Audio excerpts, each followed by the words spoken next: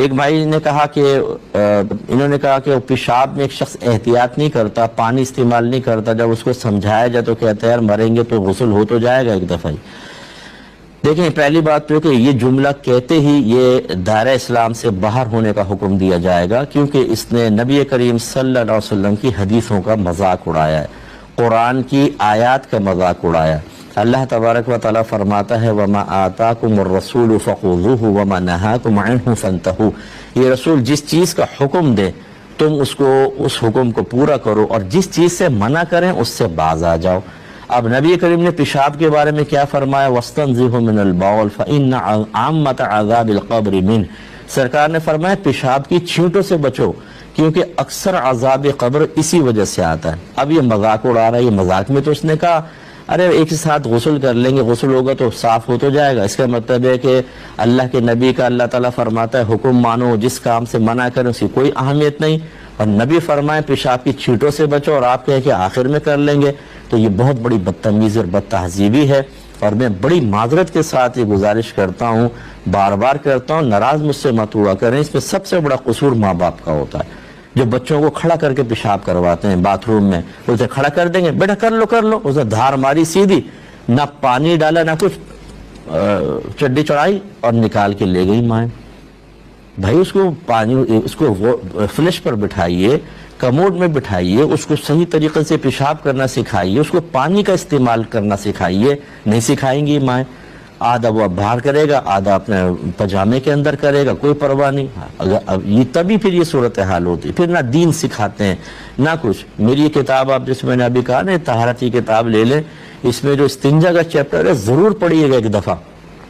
بہت ہی best chapter, اور اس کو بھی پڑھوا دیجیے گا جو یہ نوجوان بہت بڑا وقت کا امام اعظم بنا ہوا ہے۔ یہ حرام اور گناہ کبیرہ ہے پیشاب کی چھینٹیں لگنا، کیونکہ اس سے عذاب ہوتا ہے، ٹھیک ہے؟ تو اس کو پیار سے لیکن سمجھائیں، لڑائی جھگڑا نہ کریں۔ میں تو ویسے ہی تھوڑا سا سمجھا دیتا ہوں ذرا سخت لہجے کے اندر بھی، کیونکہ یہ بہت ہی ہمارے ہاں بہت ہی برا نظام چل رہا ہے، گھروں کے اندر ماحول نہیں، اسکول کالج یونیورسٹی میں بچیاں پڑھ رہے ہیں ان کو مسائل معلوم نہیں، کیونکہ ہمارے سلیبس ماشاءاللہ اتنے ہائی 7ویں آسمان کے سلیبس ہیں ہمارے کہ جو بچوں کی ضرورت کا ہے، پوری تعلیم حاصل کرنے کے باوجود بڑی بڑی ڈگریاں لینے والوں کو یہ تک مسائل معلوم نہیں ہوتے، پیشاب کے، غسل کے، وضو کے، کپڑے پاک کرنے کے، کچھ مسئلہ پتہ نہیں، کیونکہ یہ غیر اہم ہے ہمارے نزدیک۔ وہ سارے غیر اہم سلیبس میں چیزیں رکھ کر ان کو پڑھنے کے بعد بچہ بڑا قابل ہو جاتا ہے،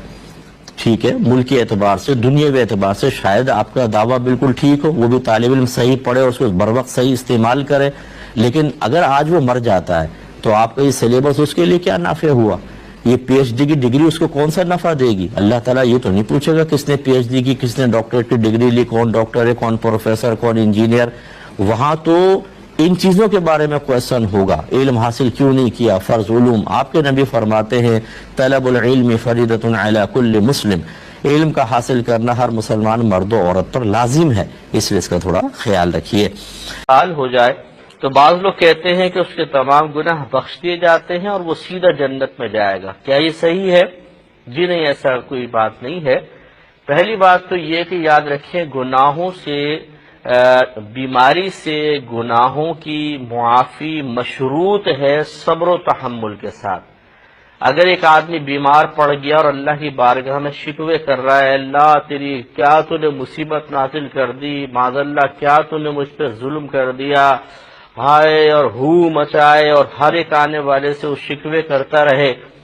تو ایسے آدمی کے ایک بھی گناہ بخشا نہیں جائے گا، کیونکہ جو اس طرح کی آزمائشوں پہ صبر کرے گا اور اپنی زبان اور اپنے قلب کو شکوہ شکایت سے روکے گا، اللہ تعالیٰ کی رضا پر راضی رہے گا، اس کے لیے نبی کریم صلی اللہ علیہ وسلم نے ضرور گناہوں کی بخشش کا اعلان فرمایا ہے، اور اللہ کی رحمت بہت بڑی ہے۔ یہ ہو سکتا ہے کہ اس کے تمام صغیرہ گناہ اس بیماری کی وجہ سے معاف ہو جائیں، لیکن کبیرہ نہیں ہوتے، صغیرہ گناہ معاف ہوتے ہیں۔ دوسری بات یہ ہے کہ وہ سیدھا جنت میں جائے گا، ایسی بھی کوئی حدیث موجود نہیں ہے۔ ہاں اللہ تعالیٰ کی رحمت بہت بڑی ہے، اللہ تعالیٰ چاہے تو خالق سبحان اللہ کہنے پہ براہ راست جنت میں پہنچا دے، لیکن بہرحال کوئی حدیث وغیرہ اس بارے میں موجود نہیں ہے۔